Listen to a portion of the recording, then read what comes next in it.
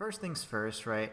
Let's just go through things like mobility and all that. So you have your dodge roll.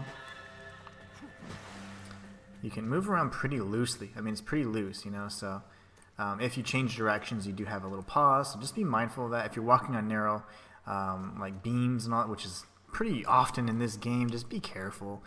So you have your light attack. You have your heavy attack as well, which you can actually charge. So you can charge your heavy attack. And then another thing that's pretty unique is you can just tap triangle. I'm playing on the PlayStation, so triangle. And you can now dual wield your weapon, right? No, not dual wield, but actually wield it in both hands, I would say. So now you have a different move set. And I do like this. The moveset's pretty awesome. You can get a bunch of hits in, like a 6 or 7 hit combo. And then you can always do the same thing with the R2 attacks, which of course you can charge, even in the two-handed stance. Now, one thing that's unique about this game is you can start off with, two-handed, switch to one-handed, so that just further increases your combo. So you can get some pretty nice combos in based on your moves and how you want to be chaining together combos with one or two-handed attacks.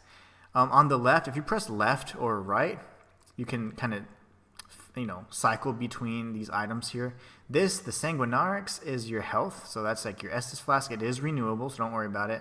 These right here are just for Vigor, which is your currency. It's in the top right. Right now we have 0. You see the multiplier times 1. That just means that once you're in certain conditions, which we'll talk about, Umbral, you can actually get a multiplier, so you get more Vigor.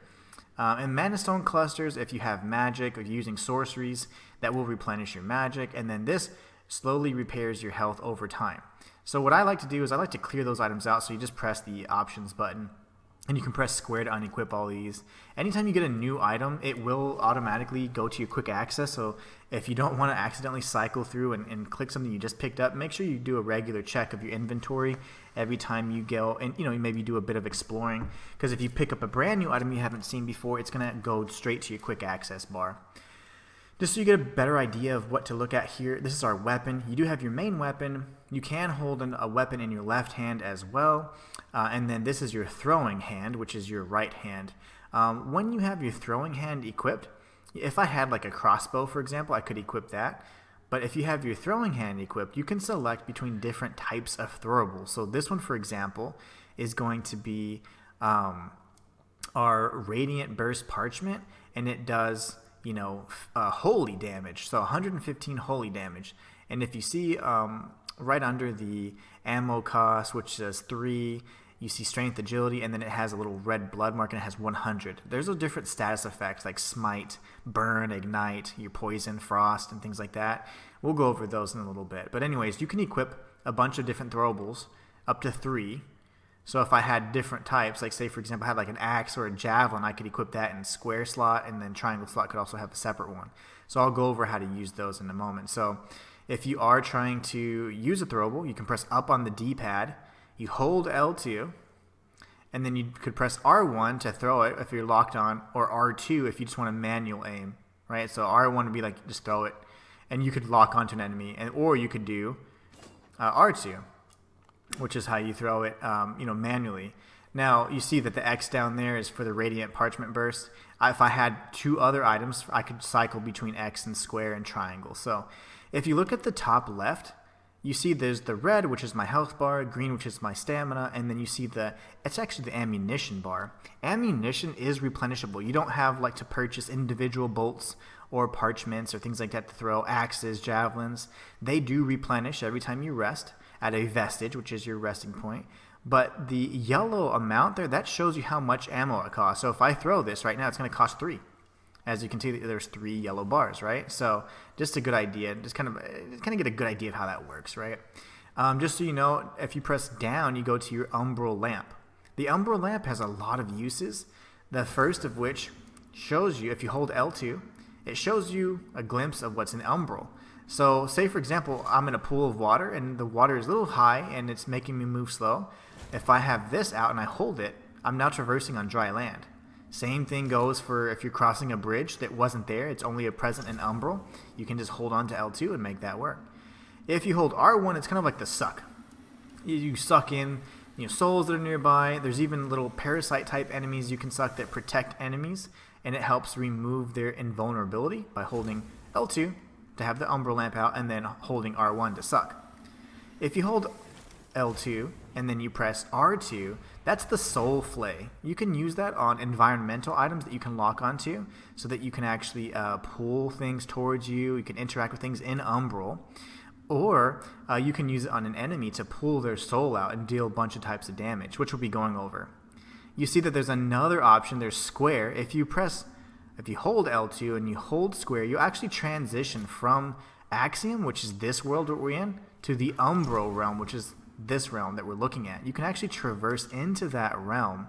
And by doing that, you just hold L2 and hold square, and you can go freely into Umbral. The problem is you can't freely exit Umbral, so you got to be careful with that. The last function is going to be L2 and triangle, which if you have a vestige seed, remember that the vestiges are just the save points. You can actually plant a temporary save point in a flower bed, and you can tell if there's a flower bed eligible by the lantern icon in the bottom right will start glowing. Your actual lantern will start glowing as well, and you can actually see a little visible flower bed, and if you have a vestige seed, you can plant it.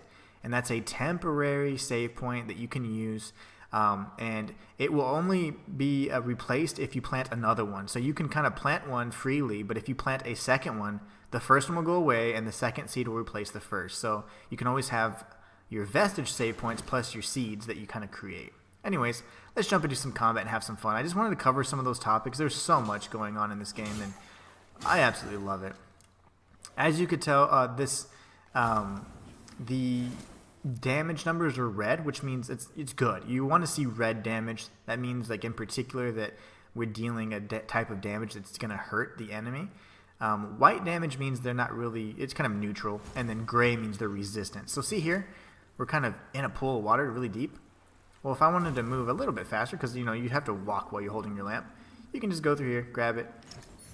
Now we've got the Enervated Vigor Skull. Remember, rolling is crazy in this game. You have your different weights. So if you look at the bottom left under quick access items, it shows encumbrance, and the encumbrance there is medium. So medium, you can roll around like crazy even with medium. So large definitely is a fat roll, a lot less distance covered, and then light, you're flying across the map, so be careful because it does get kind of crazy. But you only have 3 weights: light, medium, heavy. So all right, let's go ahead and take these guys out. You can lock on.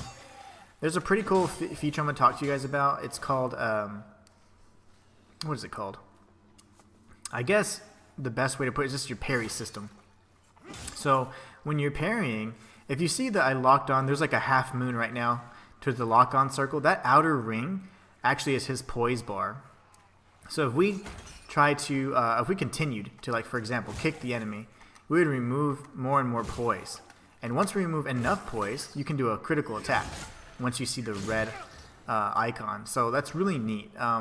With those enemies, it's pretty hard to parry because they attack really slowly, and it just takes a lot of time to farm their attacks. But if you kick by pressing L1 and R1 at the same time, that is how you're going to, you can trigger some poise or posture damage. The posture damage is going to, once it's racked up, will of course allow the enemies to get stunned, and then you can do a grievous attack, which is essentially a critical. Heavy attacks are also really good. Charged heavy attacks are great. Especially if you hit an enemy in the back, then you can really reduce their posture damage. So it's really awesome. So here we have a little bramble patch we can just break through. If you're not sure, always check to see if your Umbral lamp will remove it, And you have a lot of platforming in this game. I don't know why, but you do. They're going to want you to sprint and jump across. I'll show you how to do that, but drop down here first. You won't take any fall damage, but you will get the Forsworn Tinct. Tinks are just ways to customize your character's color palette, so you can fashion souls it up as much as you want. You can essentially change any piece of your armor. So, for example, you have 4 pieces of armor at any given time: helms, the actual body armor, gauntlets, and leggings. And if you go over to R1 enough, you can actually select the tinct and then select the piece you want to apply it to. So it's kind of neat. I do like that quite a bit. I'm trying to see if there's anything else I should cover, because right now you guys, your heads are probably spinning, so I apologize, but I think it's important. If you want to sprint and jump, you hold down L3, and then press X to jump. It's tough to get the timing right though. Right, for example, but no. So it's tough to get the timing right, and there's going to be a lot of instances you have to jump where you will probably die. So it's very likely that. But remember, it's L3 to run, and then when you're running, you can press X for a little jump. You don't move up very much at all, but you do move, quite a distance horizontally. So, all right, so we got the projectile thrower here. You have iframes and all that. I will go ahead and give my first grievance. The wizards and mages and whatever else in this game, the projectile users, they are able to snipe you from across the map even before you can actually aggro them. So there's going to be a very frustrating sequence that is all about, avoiding dying from gravity and then getting hit from projectiles that you can't even see. And that's certainly one of my grievances about this game. The enemies aggro for far too long and from too far of a distance. But, it happens. So this is an example. I want to show you the throwable items. So here we have our throwable. We're going to go ahead and lock on. We pressed R1. The trajectory and stuff is really unrealistic. The physics are just so off, in my opinion. But hey, it is what it is, right? They are usually pretty powerful against certain types of enemies. So just understand the enemy's weakness, and then you'll be able to, of course, apply them. One thing I didn't do, which was kind of silly, is I didn't save a projectile. So what you can do is, depending on what you have in your inventory, I don't have one. There's little pouches you can carry. They're called, projectile patch, something like that. And it can replenish your ammunition if you need it. So anyways, I'm unable to do that right now because I'm a fool. But usually you can try things like this. If you're unable to for whatever reason, sometimes you can do a soul flay on it. And if that doesn't work, that's fine.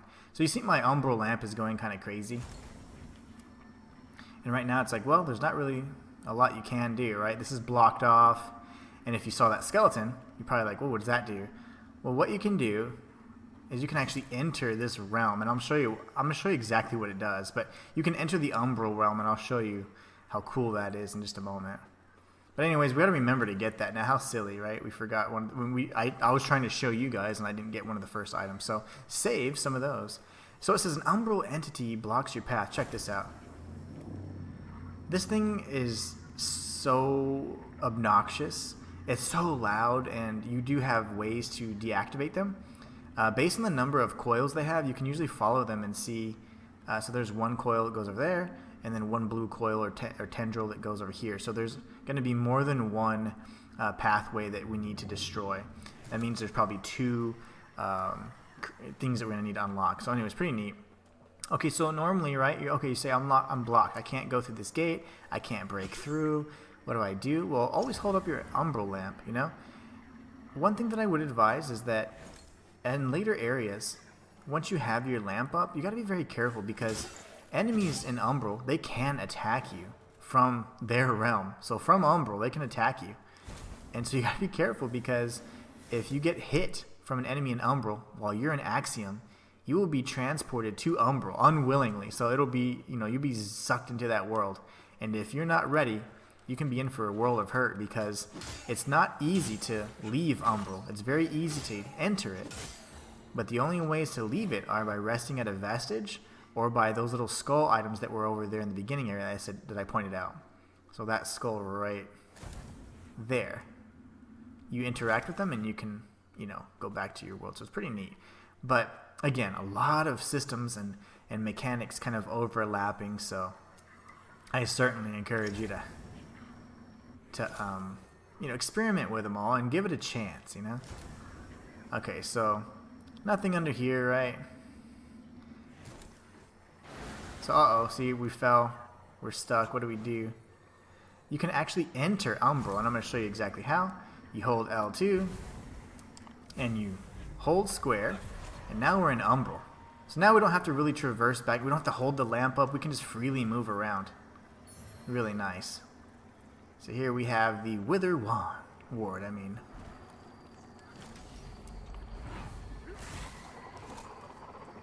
Alright, good stuff.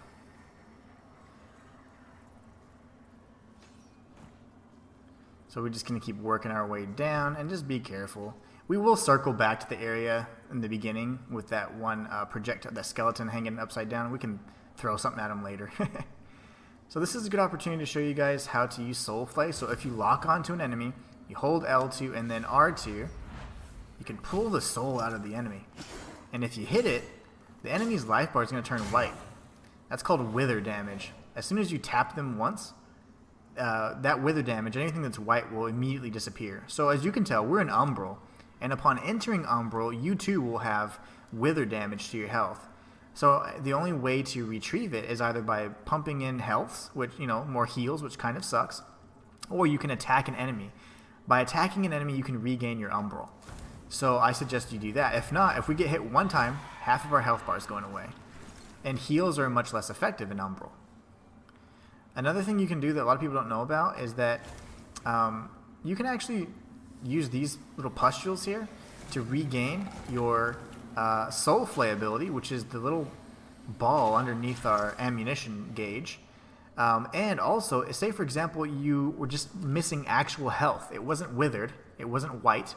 You just were missing health. It's just a black space. You can actually replenish it by sucking on those pustules.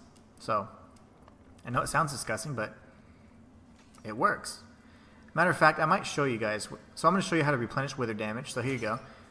1 hit, 2 hits. That's good, right? Now, I'm going to get hit by something so I can show you guys. But there's not really any enemies over here. Okay, here's a bro. Let me kill this bro. And then let me get hit. Come on. Okay. And then I'll go ahead and kill him. See, I'm not replenishing any health because I actually took real damage. And then, the lesser known secret, you just suck on these things, and now I got some wither back, right? So I got withered health back. So you can just, you know, sap these pustules, and you'll be able to get some of that back now if you attack an enemy. So here, this is kind of an example of when you're going to use Soul Flay. You use it quite a bit for environmental objects. Saintly Quintessence is an item that you use to increase your heal. So the number of times you can heal will increase the more Saintly Quintessence you apply. So it's pretty nice. You'll get up to 4 or 5 pretty quickly as long as you you explore Umbral pretty freely. You do have plunge attacks, so you can like lock onto an enemy and come down here. These little enemies here, these like are the mobs that are gonna completely invade you. One mechanic that we haven't seen yet is the fact that when you're in Umbral, the bottom, oh actually the top right, you see the vigor, which is 1400, right? 1447. Below that is an eyeball that would be open if we weren't in the tutorial area, and that eyeball pretty much will continue to open, and there's a blue line around it. When the blue line goes from counterclockwise and it's completely a full ring, the eye will turn red. You can no longer heal, and you'll be pursued by a very strong enemy that can kill you really quickly. The longer you're in Umbral, the more mobs are going to spawn, and the tougher enemies are going to spawn. So over time, as you can see, the eye has now opened, and now that we're in Umbral, you're going to start seeing a blue line, a ring kind of form around the eyeball. And as more and more of it kind of awakens, so to speak, you're going to see more and more difficult enemies.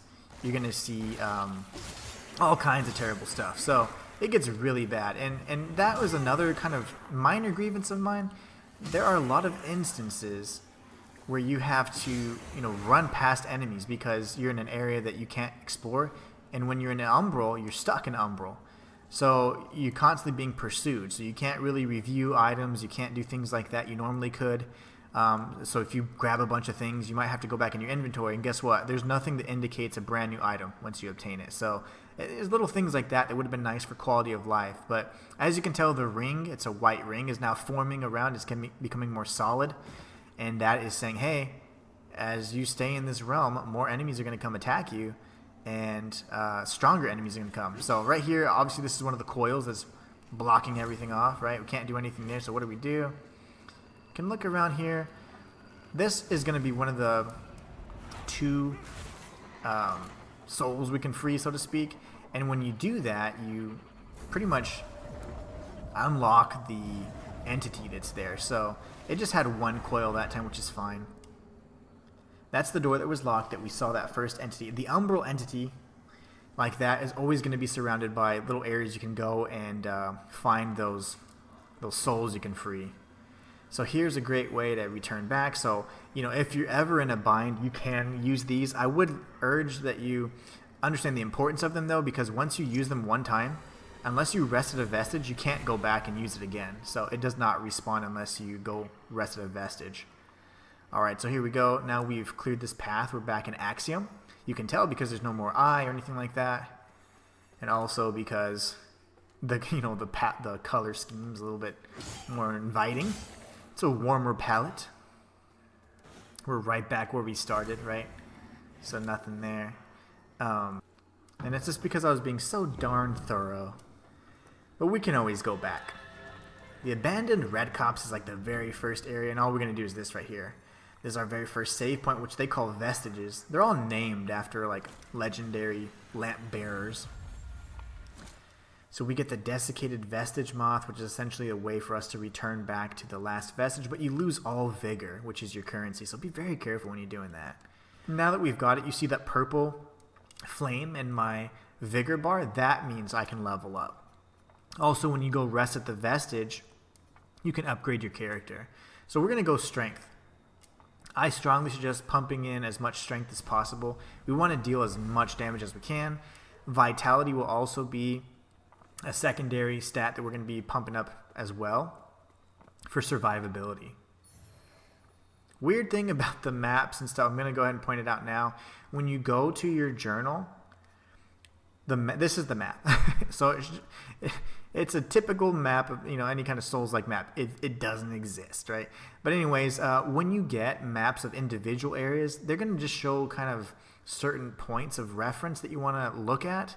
And they sometimes give hints, but they are pretty difficult to decipher. And also, the areas are just so... You don't really have a time to pause because you're constantly being pursued, especially if you're in Umbral. So it's hard to just kind of slow down and take the moment to look. So you will be able to cycle through more than one page of the maps of Mornstead, and you can see individual areas that they kind of highlight, points of reference they want you to either avoid or go towards. And you can find certain secrets, but we're going to be thorough enough to actually find most of the secrets, so it'll be fine. One other thing I just wanted to mention is on the top left, you see like the number 68. That just means how much vigor I have. But below that, you see a severed hand. Severed hands you can obtain, or just currency, and you get them from PvP. So if you invade and you win, you'll get a severed hand. Those eyeballs you can get from avenging a online player's death, and you can use those at a certain shrine. I think pilfered coins are something you can also use. It's if you assist someone in co-op and you defeat a boss, and you get the little shrimpy guys. I forget, they're called like Scourge or something to that effect. And those are incredibly important because there's a finite amount of them. You can mostly only get them, you can get like 200 or so in the actual playthrough of the game, but you require much more. And the reason why they're so important is because that's how you unlock your boss weapons. So they can be obtained by farming the enemies in Umbral, and also by online play. So it's kind of tough. Right now the farm isn't optimal for those, but there still is a few options available, or still are a few options available. So here, this enemy is covered by a parasite. What you do is you hold up your lamp, and if you're locked onto him and you're close enough, you hold R1, and you'll kill that parasite. He's no longer invulnerable. If you don't do that, he will literally be invulnerable, and you can't deal any damage to him whatsoever. So just be mindful of that. If you see this bro right over here, that's the guy that actually scared off the Light Reaper. So here we have obviously a path that can be unveiled in Umbral, and we'll be looking at that here in a moment. So that wraps it up for the first part of my beginner's guide. I hope you guys enjoyed it. In general, I think Lords of the Fallen is an excellent game. It just has a lot of systems and mechanics that it's trying to balance and have all connected in a very efficient way, but sometimes they can overlap a bit and cause quite a bit of confusion for newer players. So I hope that the guide did help you when it came from things as simple as mobility and combat all the way to the different systems and traversing Umbral and Axiom and vice versa. So again, I hope you guys enjoyed it. If you did, please be sure to like and subscribe. Let me know you want more content just like this. And until next time, it's the Inhuman One signing out.